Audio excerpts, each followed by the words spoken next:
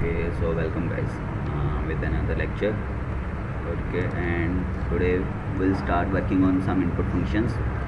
We will start learning about functions, how functions work in C++, and like what is the usability, and where do we need to use a function, and where we don't need to use a function actually.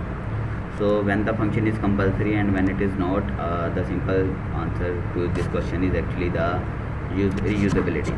So if you want to reuse a code again and again based on your need, you must need a function. Suppose we need a function which displays Pakistan 12 times on screen, or which displays hello world 12 times. So we need to call these functions again and again somewhere. So we can create a function simply. Suppose void display message, and we can display any message inside here like cout hello world, but we want to display this message 12 times. So we'll just add a new line.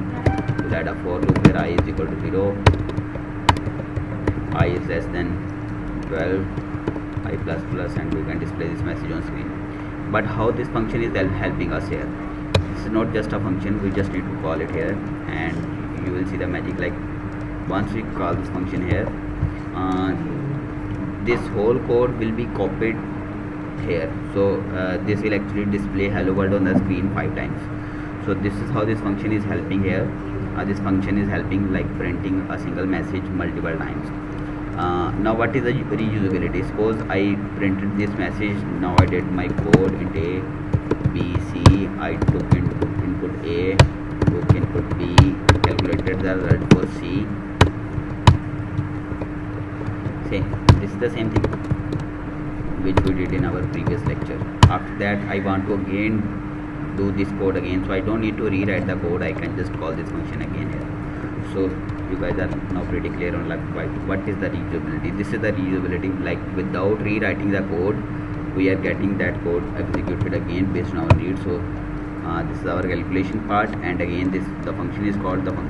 So we can call this function as many times as we want, and based on the call to this function, the code of this function will be executed based on our needs. So this is helping us in pretty sure way. Like we can use this function to be recalculator. We can also move this our like calculation part inside this function. Like we can create two functions, like create one function void take input int take input number 1. So we will take input number 1. We will declare a variable. We will take input number and we will return that number.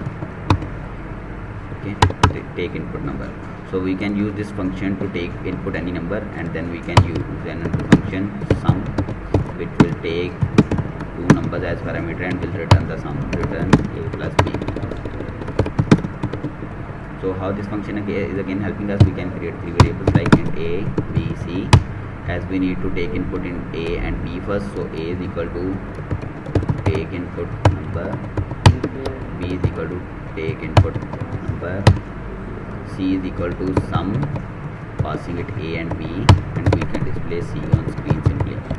So this function is doing the same thing as the previous one, but this is doing it using functions. So functions are helpful here. So it is asking for input, like input the number, inputted another number, and here you go with the result. So how functions helped us? Functions helped us. First, it is helping us moving a specific code block into a specific section, and it actually helps us to maintain separation of concerns.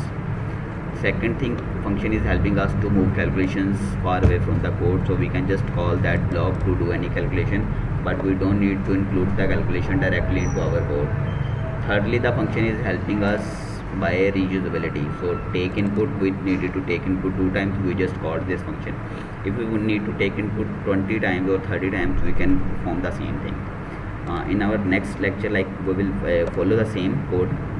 We'll start with the same code, but our logic will be our aim will be like doing the calculation thing with multiple operators like plus, minus, multiply, divide, and moving the calculation into a loop as well. So if we want to do the calculations 10 times, we want to do the calculation like 30 times, so it will help us here a lot.